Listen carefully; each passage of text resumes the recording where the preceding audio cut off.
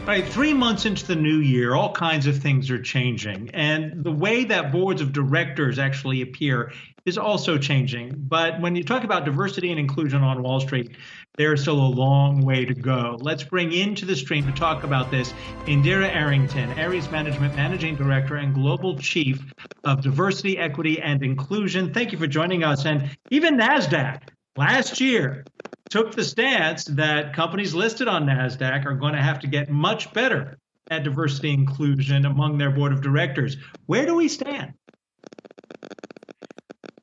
Unfortunately, Adam, we are, as you said, light years away from seeing gender equity and racial ethnic diversity equity, not only on Wall Street. A recent study from McKinsey, their Women in the Workplace study, actually showed that we're like 100 years away for upper management of US companies to achieve gender parity. So the progress is slow and painful. And what is so important for us at Ares is to try to figure out how do we accelerate the progress. And I think there's a lot of initiatives out there, even as you mentioned, the initiative with NASDAQ, where by setting actual aspirational goals to drive the diversity that we want to see, we're going to be able to make a little bit more progress. But you're right, we have to be intentional about it. So what are some of the intentional ways that you're going about doing it? Setting the goals is one thing.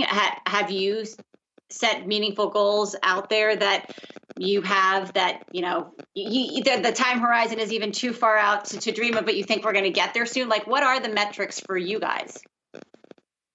So at Ares, we actually have embarked on rolling out a D&I framework, and it's really focused on 3 pillars. It's our people and our culture. So how do we attract, develop, engage, and advance our people and our culture in order to drive DEI within the company?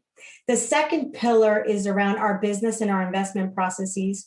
So how do we build the infrastructure within the firm to operationalize DEI? And then how do we drive diversity and inclusion, not just into human people processes, but also into all of our business processes through our due diligence? And an example of that is we've actually are undergoing a DEI qualitative and quantitative analysis that we're doing in partnership with our majority portfolio companies in order to ensure that we can come up with strategic plans, not just at the Ares management level, but with all of our partners to drive diversity and inclusion in every aspect of our business. And then finally, our third pillar is around our communities. How are we impacting change from an industry perspective by joining organizations like ILPA and their diversity initiative?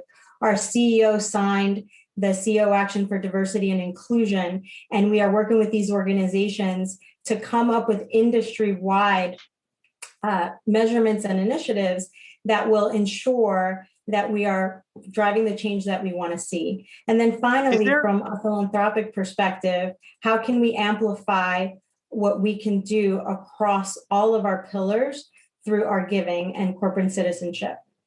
Indira, with just about a minute left, to be intentional, would it make sense, though, we're not going to do business with you because you don't meet these criterion? Are you doing that? We're doing it a little differently. We're taking a more proactive approach in partnering with organizations to think that we do business with to drive D&I. So, for example, we're working on a board initiative to ensure that we can drive board diversity through our portfolio companies. We really do think that we have to meet people where they are and bring them along and show them that diversity is just not the right thing to do, but a business imperative and good for business. All right. We appreciate your being here, Indhira Arrington, Ares Management Managing Director and Global Chief of Diversity, Equity, and Inclusion. All the best to you and the team there.